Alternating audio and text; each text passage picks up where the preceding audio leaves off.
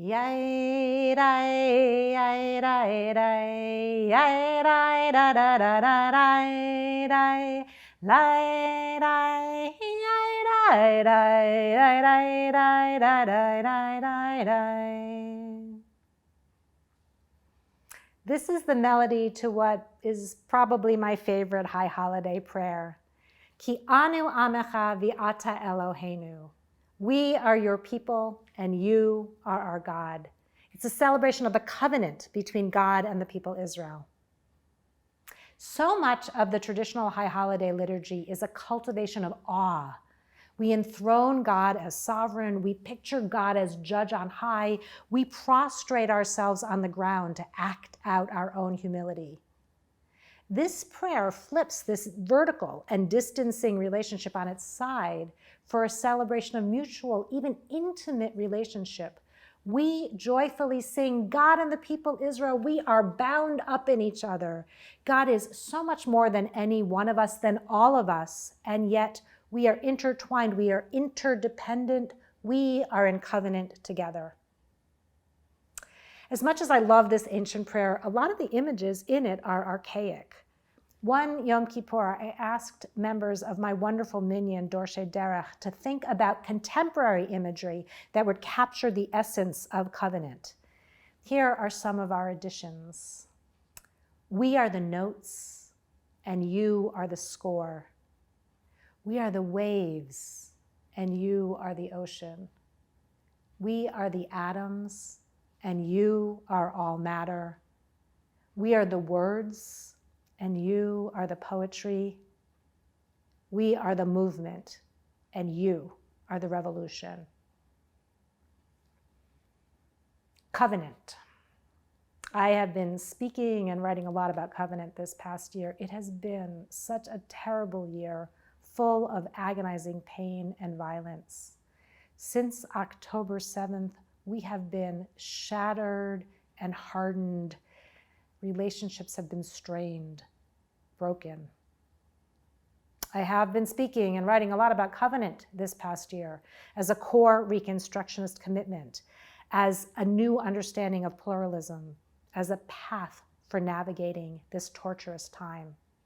I deeply believe that covenantal relationships, covenantal conversations, covenantal communities are opportunities, obligations even, of modern Jews, especially now. Since the beginning of the Enlightenment, liberal Jews have lived with splintered authority or no Jewish authority at all.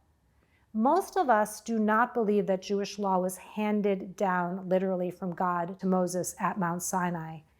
We are choosing to be Jewish without submitting ourselves to rabbinic authorities who set and monitor the boundaries of our lives.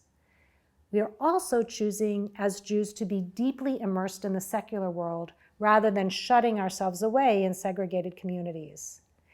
This means that we are taking authority onto ourselves, which is at the same time liberating and full of challenge. I think that paying close attention to covenant is essential to a liberal Jewish approach. We have so many choices, including the choice not to be Jewish.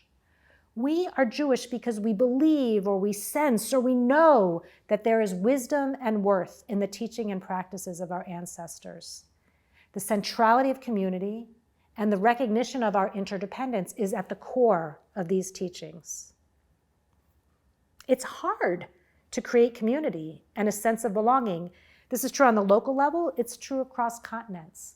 We live in a time of radical individualism, and social media pulls us ever further apart and ever further into ourselves. This is true even without world-shattering conflict, and it's even more true now. We have to make choices each and every day in each and every interaction that help us to enact our highest values. Covenant puts relationships at the center.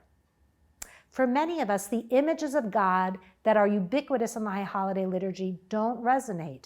King, God on high, judge scrutinizing our every act.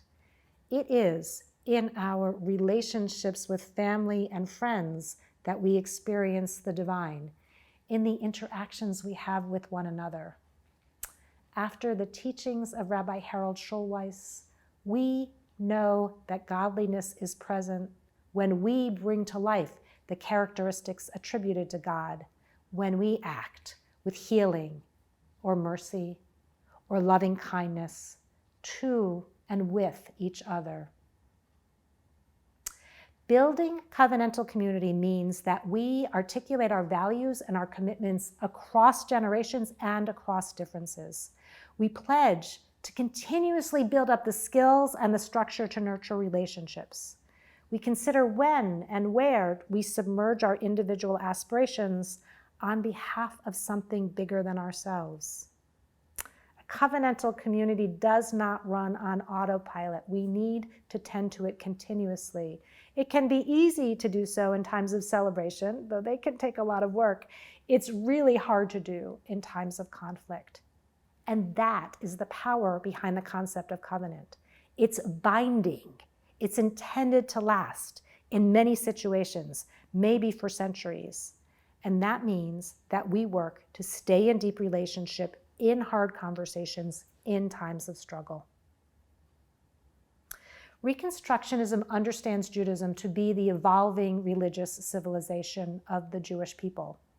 That evolving, that evolution, it's not only glacially slow and something that happened over the millennia of Jewish continuity. It also happens in real time in our lives.